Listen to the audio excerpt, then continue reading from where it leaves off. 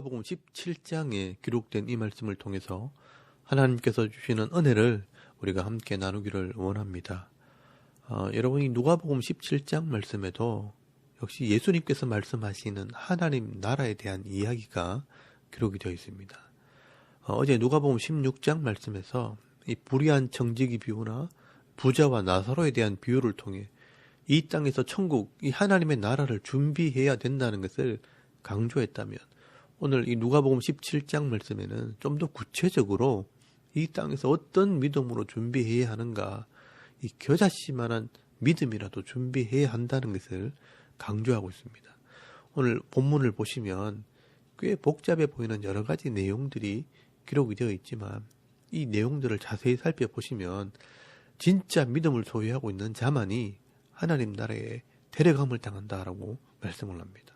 누가는 이 하나님 나라에 들어간다는 말을 사용하지 않고 34절에서 35절까지 말씀해 보시면 데려감을 당하게 된다라고 말씀을 하고 있습니다. 어떻게 보면 이 표현이 맞습니다. 이 천국은 내 힘으로 들어가는 것이 아니니까 내가 하나님께 데려감을 당하는 것이 맞을 것입니다. 이렇게 누가는 하나님 나라에 들어가는 것, 즉 구원을 받는다는 것을 이방인들이 이해할 수 있도록 다양한 방법으로 기록을 해놓고 있습니다. 한번 잘 보시기 바랍니다.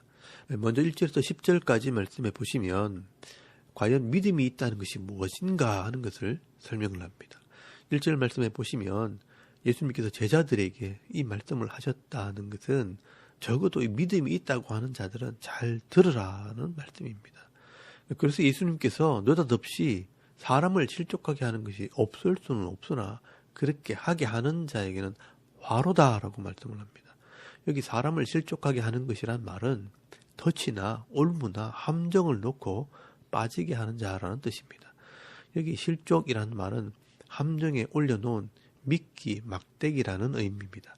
그래서 이렇게 사람을 궁지에 몰아서 죄를 짓고 망하게 하는 자는 하나님의 사람이라고 할 수 없다는 것입니다. 하나님의 사람은 다른 생명을 살리고 도와주는 자이지 이 하나님의 사람은 다른 사람을 죽이고 상처 주고 실족시키는 자가 아니라는 것입니다. 그런데 우리가 이 사람들을 대하다 보면요, 그렇게 하지 못합니다. 내가 화가 나서 함부로 말하다가 다른 사람을 화나게 하기도 하고 내가 잘 되자고 다른 사람들을 힘들게 만드는 경우도 있습니다. 남편이나 아내의 마음을 아프게 하기도 하고 부모나 자식의 마음에 상처를 주기도 합니다. 사회생활을 하다 보면 친구나 동료들에게 손해를 끼칠 경우도 많습니다.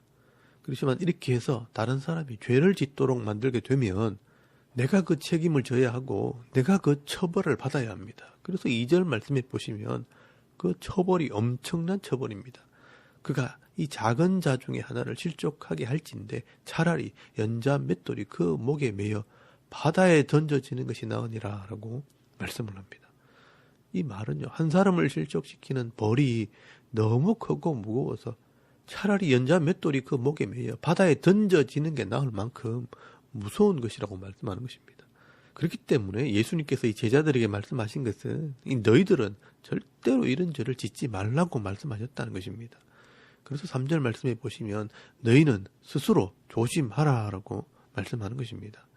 그런데 정말 놀랍고도 감사한 것은 내가 잘 몰라서 이런 죄를 지었다 할지라도 그 죄의 심각성을 깨닫고 하나님께 나와 회개하기만 한다면 하나님께서 용서해 주신다라고 말씀을 하고 있습니다.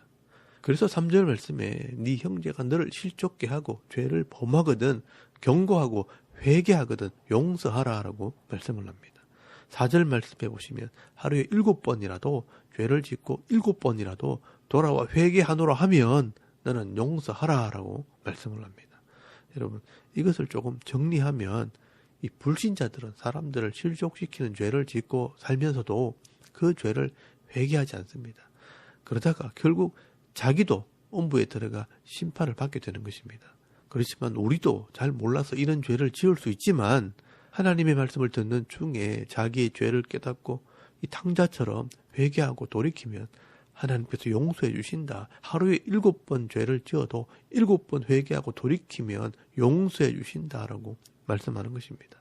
여러분, 이것이 레위기 율법에 기록이 되어 있고 약속이 되어 있습니다. 이 말씀을 믿는 것이 우리의 믿음입니다. 그런데 이게 참 쉽지가 않습니다. 다른 사람을 실족시키지 않는 것도 쉽지 않고요. 또 내가 죄를 지은 자를 용서해 주는 것도 결코 쉽지 않다는 것입니다. 야, 하나님의 백성이 되기 쉽지 않네. 그래서 5절 말씀에 보시면 사도들이 이 말을 듣고 우리가 감당하기에는 쉽지가 않습니다. 우리에게 믿음을 더하소서라고 말씀을 합니다. 그때 예수님께서 중요한 말씀을 하십니다. 여러분 6절 말씀에 보시면 주께서 이르시되 너희에게 겨자씨 하나일 만한 믿음이 있었더라면 이 뽕나무 들어 뿌리가 뽑혀 바다에 심기어라 하였을 것이요 그것이 너희에게 순종하였으리라 라고 말씀을 합니다. 너희들이 겨자씨 하나일 만한 믿음만 있다면 하나님께서 내가 할 수 없는 것도 하게 해주시겠다라고 말씀하시는 것입니다.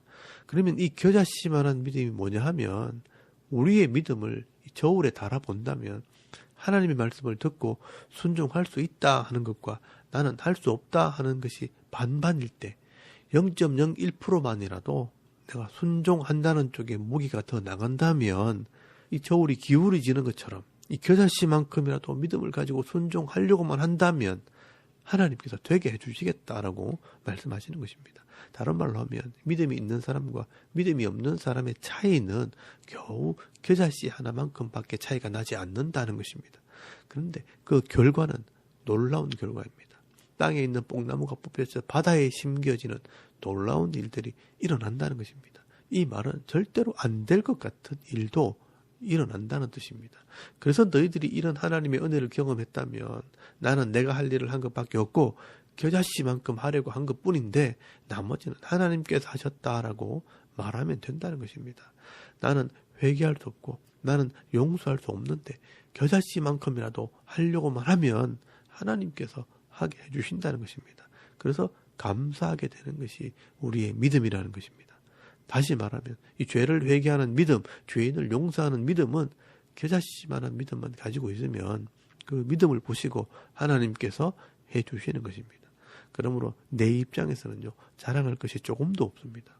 겨자씨만한 믿음만 있으면 하나님께서 놀라운 일들을 경험하게 해주시는 것입니다. 그래서 누가는 이것을 설명하기 위해 이 종에 대한 비유를 가지고 설명을 합니다. 이 비유는요 누가복음에만 기록이 되어 있습니다. 종과 같이 충성하고 종과 같이 순종하라는 것입니다. 이것이 믿음입니다.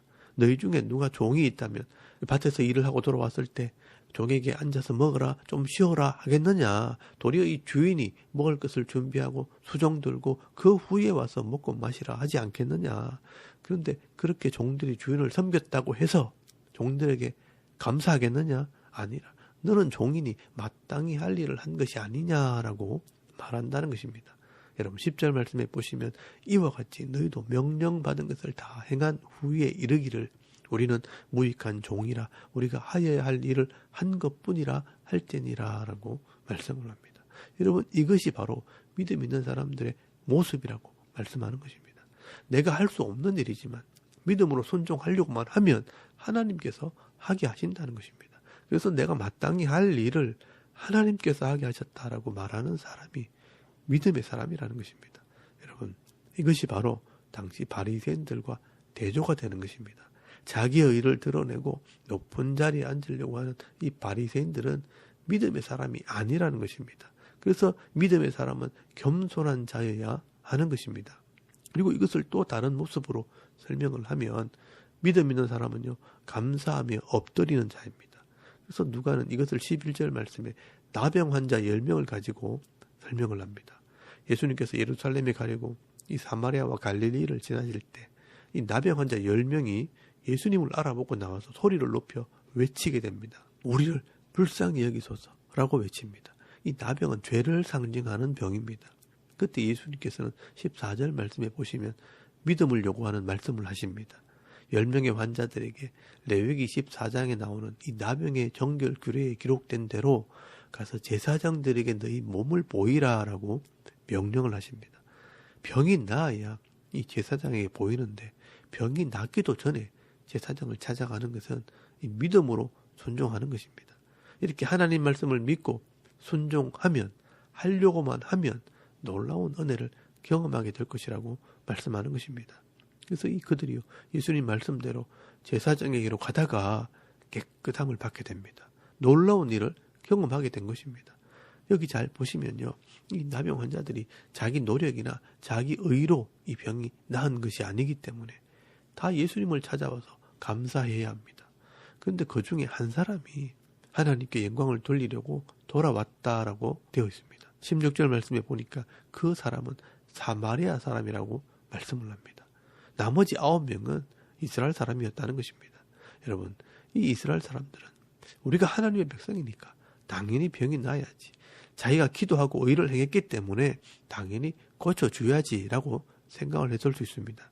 그러나 이 사마리아 사람은요, 나는 말씀을 믿는 믿음으로 순종했을 뿐인데 하나님께서 은혜로 고쳐주신 것을 감사하는 것입니다. 그래서 예수님께서 이 사람을 보시고 18절 말씀에 보시면 이 이방인 외에는 하나님께 영광을 돌리러 돌아온 자가 없느냐라고 말씀하십니다. 이스라엘 사람들은 자기들이 하나님의 백성이라고 자랑하고 교만하지만 감사하지 않습니다. 이런 사람들은요, 믿음의 사람이 아니라는 것입니다.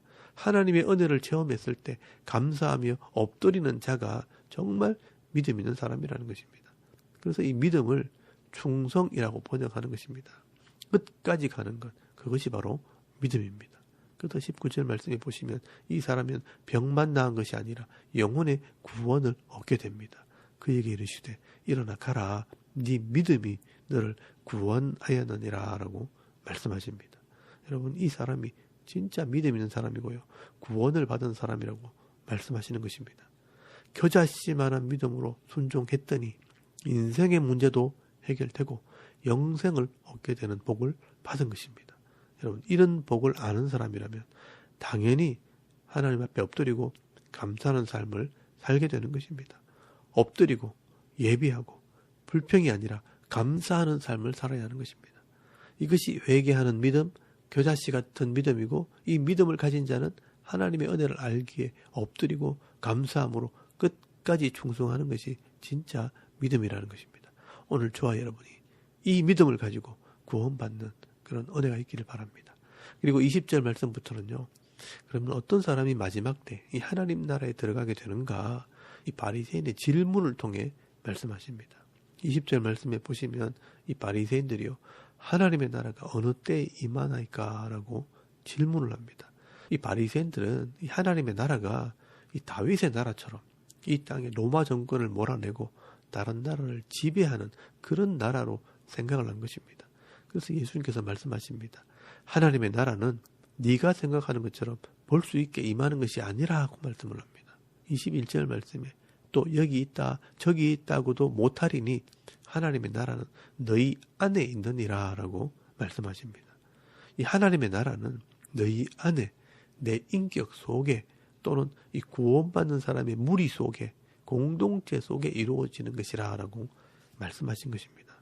이 하나님의 나라라는 것은요, 지금 세상을 뒤집어 엎고 죄인들을 다 없애버리고 평화를 이루는 것이 하나님의 나라가 아니라 여전히 죄가 관영하고 악한 자가 나라를 다스리고 있지만 그 속에서 하나님 말씀을 순종함으로 세상과 다르다는 것을 보여줄 수 있는 사람, 그 공동체가 바로 하나님의 나라라는 것입니다.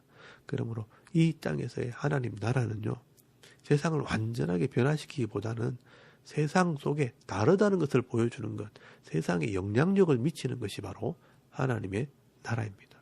그리고 진짜 이 죄를 심판하는 이 하나님의 나라, 눈에 보이게 임하는 이 하나님의 나라는 마지막 때에 임하게 됩니다.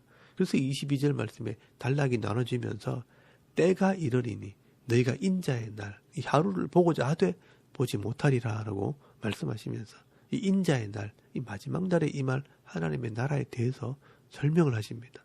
인자의 날에는 하늘 아래 이쪽에서 번쩍이어 하늘 아래 저쪽까지 비침같이 인자도 자기 날에 그러하리라 라고 말씀을 합니다.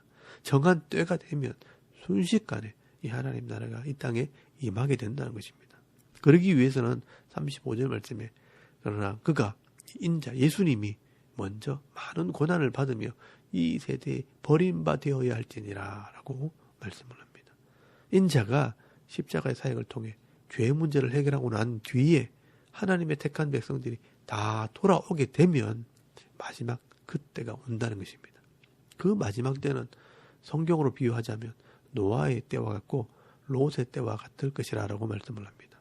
여러분 27절에서 28절까지 말씀해 보시면 노아의 때와 롯의 때와 같이 먹고 마시고 장가들고 시집가고 사고 팔고 심고 집을 짓고 이 세상의 죄와 음란의 죄에 있을 때 마지막 심판이 임하게 된다는 것입니다. 먹고 마시면서 이 향락이 극에 달하고 장가들고 시집가고 음란이 극에 달하고 사고 팔고 심고 집을 짓고 이 물질이 주인이 되는 그런 시대가 될 때 이것 때문에 전쟁이 벌어지게 되는 것입니다. 그래서 30절 말씀에 인자가 나타나는 날에도 이러하리라. 그럴 때 32절 말씀에 보시면 롯의 철을 기억하라. 세상을 향해 뒤를 돌아보지 말라는 것입니다. 온전한 믿음을 가지라는 것입니다. 이렇게 믿음 있는 사람들만이 결국은 하나님 나라에 들어감을 당하게 될 것이다 라고 설명을 합니다.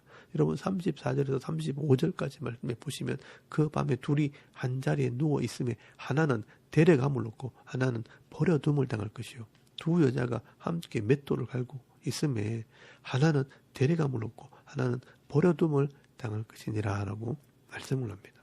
그리고 36절 말씀에 밑에 보시면요. 어떤 사본에 이렇게 되어 있습니다. 두 사람이 밭에 있음에 하나는 데려감을 당하고 하나는 버려둠을 당할 것이요 라고 말씀을 합니다.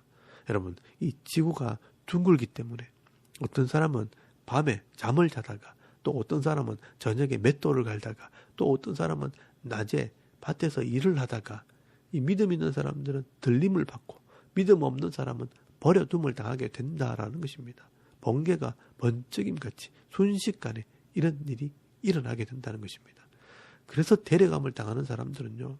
이 신랑 되시는 예수님을 만나서 어린 양의 혼인잔치를 벌이겠지만 남아있는 이 믿음이 없는 사람들은요. 37절 말씀에 불로 심판을 받아 다 죽게 되면 새들이 모이는 죽음의 잔치를 벌이게 될 것이라고 말씀하고 있는 것입니다. 여러분 이 내용들은요. 요한계시록에 더 자세하게 다 기록이 되어 있습니다. 이렇게 하나님의 나라는 세상에서 구별된 사람들의 모임, 이 교회를 통해 끝까지 말씀을 따라 순종함으로 온전한 믿음 있는 사람들만이 이 땅에서도 복을 받고 죽어서도 영원한 하나님 나라에 들어가게 되는 것이라고 말씀하고 있는 것입니다. 여러분 오늘 이 누가복음 17장 말씀에는 조금은 복잡해 보이지만 진정한 이 믿음을 가진 자가 어떤 사람인가 자세하게 설명을 하고 있습니다. 오늘도 이 말씀을 통해 여러분의 믿음을 한번 점검해 보시길 바랍니다. 오늘 말씀에 기록된 것처럼 하나님 말씀을 들을 때 여러분의 마음에 이 겨자씨만한 믿음이라도 가지시고 내가 감당하지 못하는 크고 놀라운 일들을 경험하시고요. 또 은혜를 경험할 때마다 예배의 삶, 감사의 삶을 살아가고 또 죄악이 관영한 세상 속에서도 뒤를 돌아보지 않고 끝까지 믿음으로 달려감으로 마지막에 데려감을 당해서 이 어린 양의 혼인잔치에 참여하게 되는 거룩한 백성들이 다 되실 수 있기를 주의 이름으로 축원합니다. 아멘. 우리 잠깐 기도드리겠습니다. 오늘도 믿음 있는 성도의 삶을 살게 하옵소서. 겸손하고 감사하는 삶을 살게 하옵소서. 나라와 민족을 위해 섬기는 교회 부흥과 가정과 자녀들의 믿음을 위해서 또 개인의 기도 제목을 따라 기도하고 오늘 하루 삶을 또 시작할 수 있기를 바랍니다. 다 같이 우리 하나님께 한번 기도드리겠습니다. 살아계신 하나님, 은혜를 참 감사합니다. 오늘도 이 아침에 우리가 하나님을 예배하게 하시고